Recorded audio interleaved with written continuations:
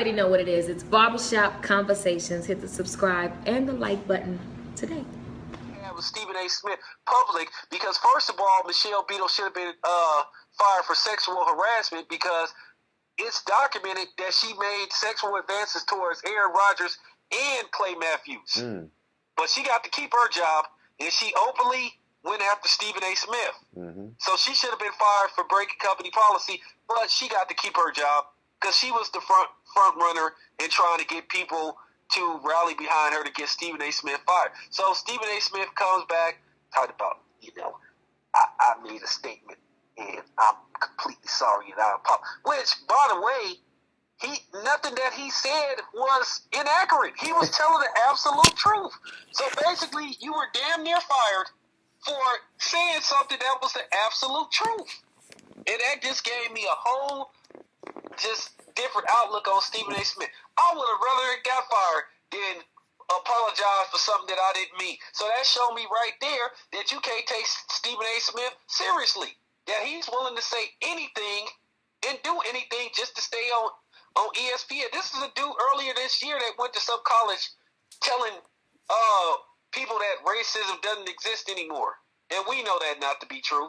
So this is a dude that's willing to lie, steal, and cheat just to keep his job at ESPN. He's willing to throw any and everybody under the bus.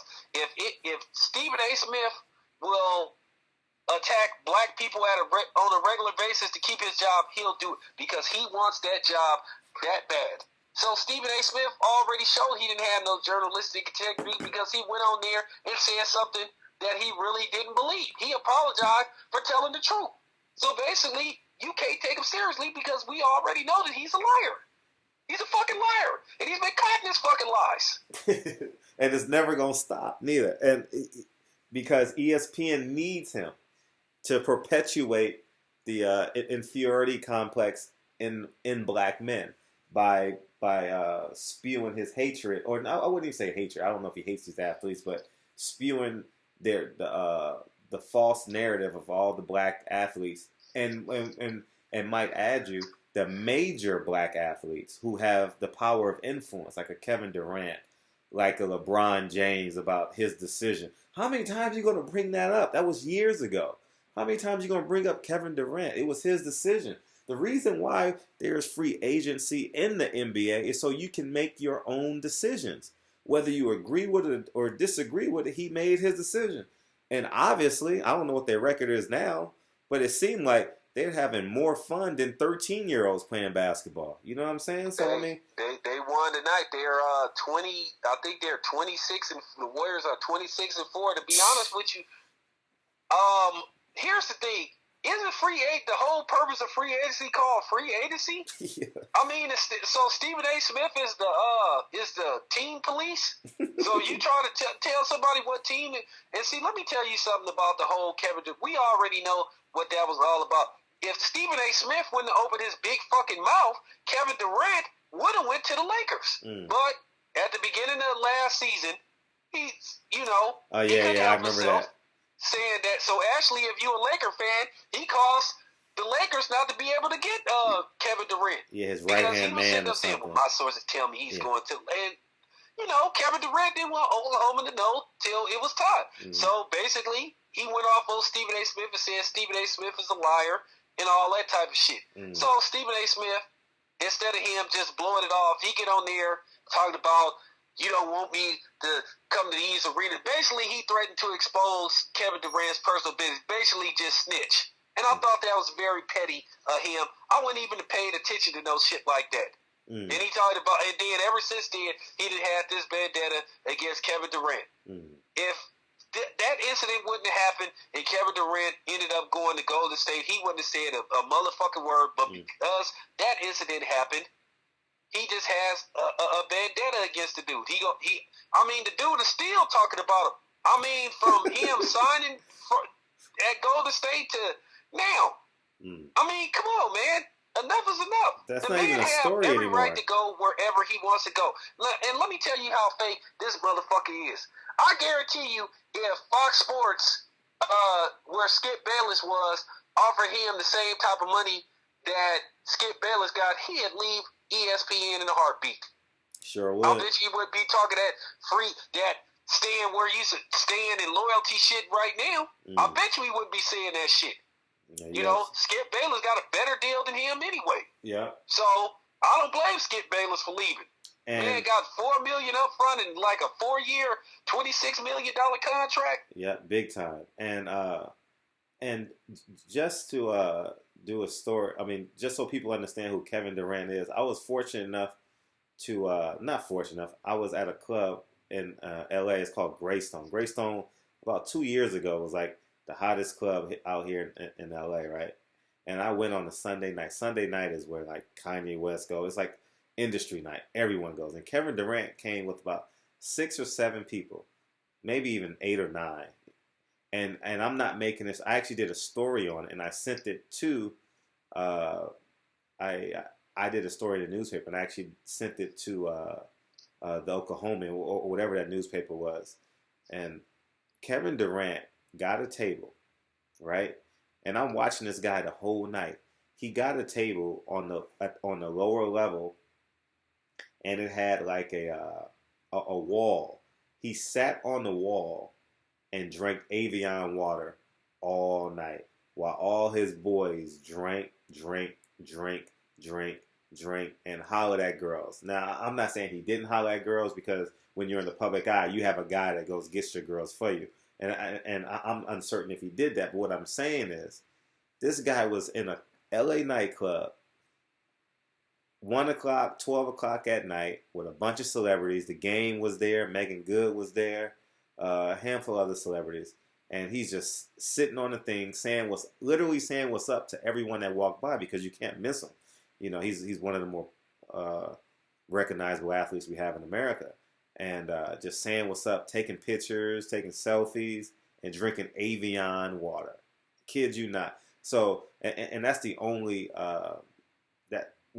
besides him playing in the Drew League, literally playing a season in the Drew League, giving back to the city of Compton, city of Los Angeles, here in LA. You know what I mean? So I have nothing but positive vibes about Kevin Durant in terms of his character. You know what I mean? And that's why it bothers me that Stephen A. Smith stays on him so much, because he speaks out of both sides of his mouth. Well, Kevin Durant is a great guy. You know, he takes care of his mother. He does the right thing. But, you know what I mean? He signed a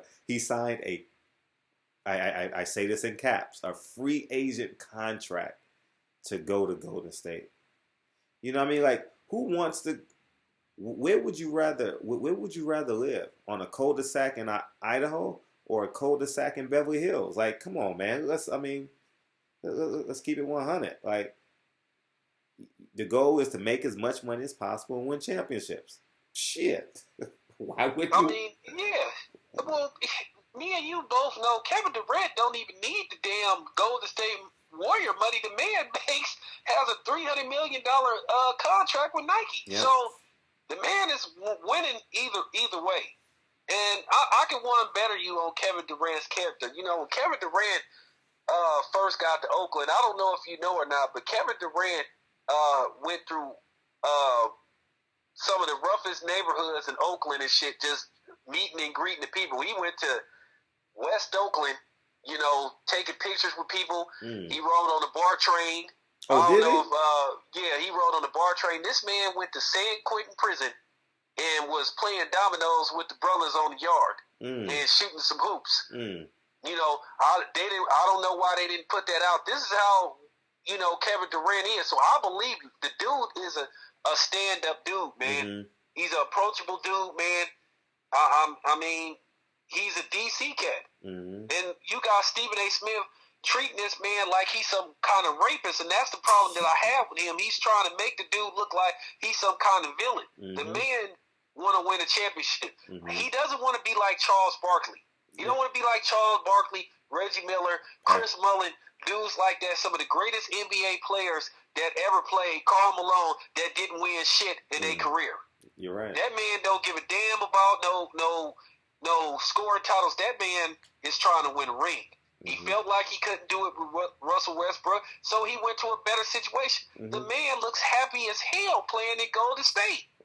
Because he knows he doesn't have to score 40 points like he used to then again, and in Oklahoma City, depending when Russell Westbrook wasn't hoisting up 40 shots per game, he had to wait to score his 30, but now at Golden State he equally gets his shots. Mm-hmm. He still gets his 26 points a game, and it's spread out. Mm-hmm. Him and Klay Thompson and Stephen Curry, they're working magic now. Mm-hmm. At first, it was rough. The first few games, it was rough, but they're starting to gel. They're winning games. It's all starting to fall in place.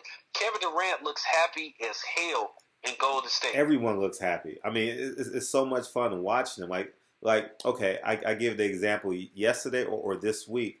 Klay Thompson travels on a 3-point shot, and Andre Iguodala is like, travel on the sideline. Like, come on, man. Like, how much fun is that? How much fun is that?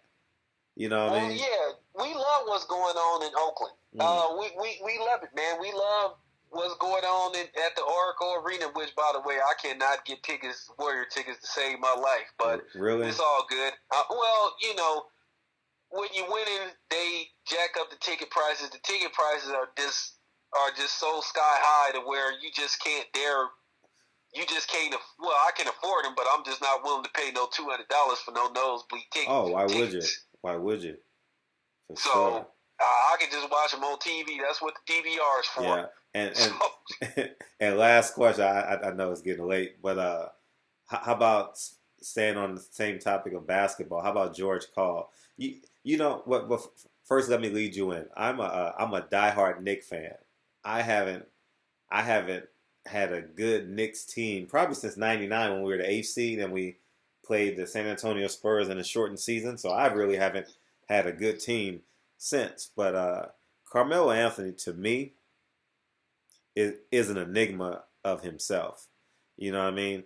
But I do have a problem with George Karl talking about in retirement rehashing all this old stuff. And more importantly, he said something that was, if you read in between the lines, it sounded so disgusting, especially as a black man. He says, well, they would have been better men if they had a father in their life or something like that. Did you hear that? Did you hear that? No, I hadn't heard about that. Oh, man, you got a man. Oh, that shit gonna set you. Oh, man. Well, George Karl, I mean, he's always been a dude that always seemed to wear out his welcome in certain places. He wore out his welcome when he was the Golden State Warriors coach. He had came off a 50-win season, and what's that dude's name? The other dude who wasn't no better. He ended up firing him. PJ Carlissimo? No, not Carlissimo. Damn, he just left. The dude, he was a coach. Mark Jackson? Don Nelson? No. Yeah, Don Nelson, because, Don Nelson, for some reason, he loved to be the general manager and coach, which I always think in sports that should be a conflict of interest. Yeah, Doc Rivers is a great example of that. Doc Rivers is one of the worst GMs ever. And Michael I didn't know he was the GM he's the GM of the Clippers? Yeah, he's a GM. He can't fire himself. Yeah, that's the running joke down here. See, that's the problem. That should always be a conflict of interest. But George Karl, he always was like a dude. To me, he's no different from Larry Brown because sometimes I think it's those dudes. With Larry Brown, I just think Larry Brown was just the problem. Larry Brown was a serial quitter everywhere he went. Wow, great point. You're right. He quit, say, "Oh, I'm tired. I just can't do this anymore." And he'd always try to find some player to blame it on, whether it be Allen Iverson, whether it be somebody else. That's just how George Karl is. He wore out his welcome everywhere he was at, and he can't seem to get along with certain type of players. So sometimes you have to look at him. Couldn't win in Seattle. Couldn't win at Golden State. Can't win in Sacramento. So look how many stops this dude had. Denver. Denver. Right. Can't win in Denver. You're right. All I can say to the New York Knicks, they need to be looking at DeMarcus Cousins very seriously. I would trade what's his name, Zingas for DeMarcus Cousins in a heartbeat. Would you? In a heartbeat. I would too. I'm told.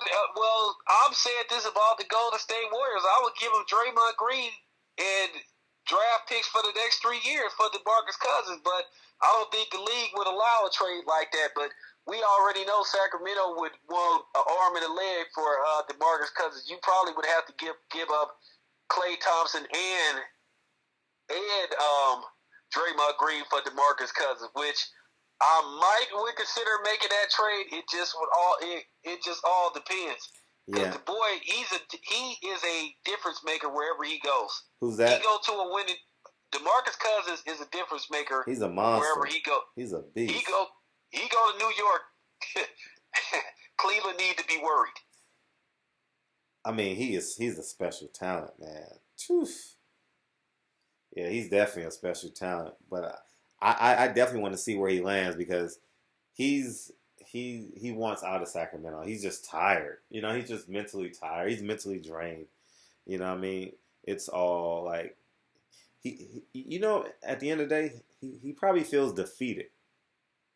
Like I feel like I'm fighting too many battles, too many wars, with the head coach, teammates, media. And I'm not saying he's an angel. I'm just saying he just feels the see. I mean, he needs to go somewhere else. They tried to bring Shaq in, and try and hone him in. That obviously didn't. That was a failed experiment. But, I don't think Shaq is a motivator. Mm-hmm. He's a dude at times, like, he could be a funny dude, but he ain't a dude that you really could take serious. Mm-hmm. I just don't think he has that in him. I don't think he can motivate anybody because he was one of the most dominant big men at the time. It doesn't mean that you can make another dude just like you. And I just don't think he has that in him. I think if you talk to Shaq after a while, you're not going to take him seriously. Mm-hmm. I just don't see that in him. And I always say, people call it, and people say he was the most dominant center. He's the only dominant center of his era not to win Defensive Player of the Year. Yeah. I've always had a problem with, I watched every game, Shaq, the Shaq and Kobe era here and there. I'm like, man, he never won Defensive Player of the Year. That bothered me about him. But well, you might have to ask the voters that question. Why did he never win? Mm-hmm. I thought Shaq was okay on defense. I didn't think. Yeah, that's what I'm saying. Never like great. Like Gary Payton did. Never great. And Draymond Green, but Shaq played decent defense. Shaq was more of a scorer than he was a defensive player. Shaq wasn't ever known as a shutdown defender. Mm-hmm. Kobe Bryant was a better defender than Shaquille O'Neal was, sure. But Shaq, that wasn't his job. Shaq's job was to score buckets and defend somewhat. He wasn't there to grab, like 18 defensive rebounds and have like 10 block shots a game. Mm. He wasn't Mutombo. Mm. He was there to score. Mm-hmm. And that's what he did. Mm. Well, yeah, man. Well, I appreciate you taking the phone call, though. Man, anytime, man. Yeah, I know. I want you to get 20,000 subs, man. Because I don't want no 20,000 subs. That's when the idiocy starts. I already got enough of that. I already get 3 death threats a week.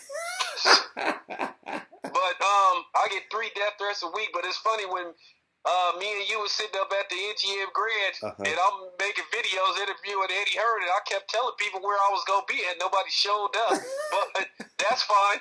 I'll be in Vegas for the next big fight. So hopefully, if Canelo and Chavez get made in Vegas, maybe I'll show up. Yeah. I was hoping Keith Thurman and Danny Garcia get made in it might be in Vegas. Staples Center. It might be in Vegas. It might go to Vegas. I heard that Sunday. They said they leaning towards Vegas. They got to make a decision soon, though. Top of the year, the first week of January. Well, let me ask you this: since you got more info than me, is it sort of true that Keith Thurman feels like he might have a fair shot in case this fight goes to the scorecards and winning in Vegas than the East Coast Oh, because for Danny sure. Garcia is from Oh, for Philly, sure. and Oh, he feel like he want a fair, mm-hmm. you know, a fair Mm-hmm. look, a fair outlook just to win the fight. Oh, for sure. And it would be a better venue for him. It would be, and I do think Las Vegas is a better venue than New York, especially in March. It's March, and it's too expensive, man. Like for media to go to New York and cover a fight, it's expensive. The hotels just make it too expensive. Like hotels in Vegas are $79, $59, depending on where you want to stay. You want to stay in a $59 hotel, you want to stay in a $100 hotel, $200 hotel. That is your option.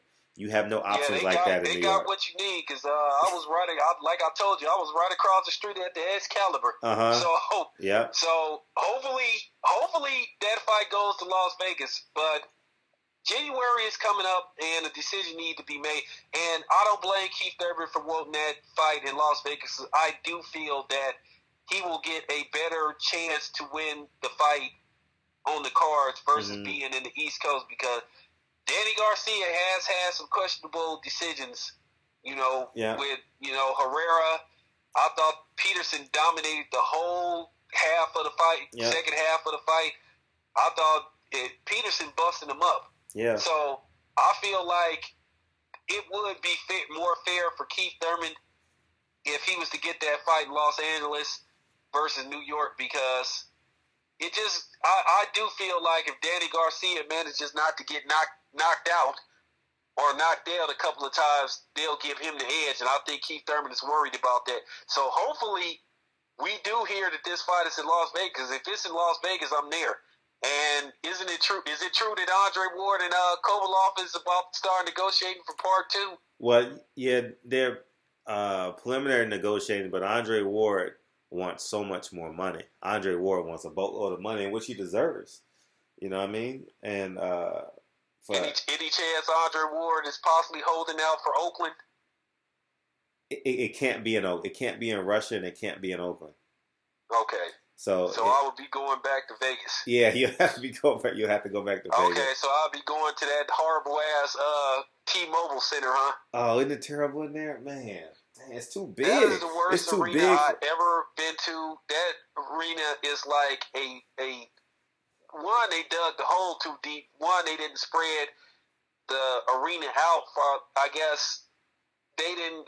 The square feet they didn't build it right. It's just too deep. I've never seen an arena where the damn jumbotron is lower than the nosebleed seats. That was crazy. You're right. That's a great point. That is a great point. Because I remember the Cotto Canelo fight. They had me up top, and I was above the nosebleed seats. You know what I mean? In the media section up top, and it was like, damn. It was like I should have went to the media room to watch the fight. It was. But, yeah, so you don't like the T-Mobile Arena neither. No, I don't like the T-Mobile Arena. Yeah, and not to mention those damn stairs are so steep, and then they're cut short to basically if you wear like a size 13, you literally if you fall down those stairs, you gonna have some kind of permanent damage, and you probably fall off the balcony. That whoever designed that arena did a horrible job. That's like possibly the worst arena I've ever been to in my life. That arena is terrible. It's garbage. That's the worst arena I've ever seen in my life. Yeah, it's not, and I just it's too big, man. It's too big for a fight. You know what I mean? Not like big as in seat wise. It's not filled in right to me. I don't know. It's just something about it. I don't know. The fighters aren't on top of the fight. They dug the hole too deep, and they didn't extend the square feet of the arena. Because if you look at it, it's a small arena, but they dug the hole too deep. So they didn't design that arena right. Now the exterior of the arena looks great, yeah, but beautiful. When you get inside, the seating is horrible. Yeah, I couldn't believe where I was sitting at. I agree. And you're not on top of the fight. You haven't seen. Have you seen the fight in StubHub yet? No, I haven't been to the StubHub. StubHub is StubHub is amazing. Well, the next big fight they put out there, hopefully I'll be there. But yeah, the next fight there is Ortiz and Rios. Yeah. I'll watch that on. I'll watch that on. Is that gonna be a PBC fight? Yeah, or it's a PBC fight. Oh. Yeah. Okay. So that's it, man. But yeah, right, shit, we man. got 3 or 4 videos out of this. I'm upload one tonight to whet their appetite. Well, hit me tomorrow, man. I'm gonna be. Well, it's already tomorrow, man. I'm off 3 days, man. Okay. So. Yeah, for sure. We got shit. We can talk about a lot of shit for sure. Okay. Yeah. I got you. I appreciate you, man. All right. All right. Thanks, Tom. You already know what it is. It's Barbershop Conversations. Hit the subscribe and the like button today.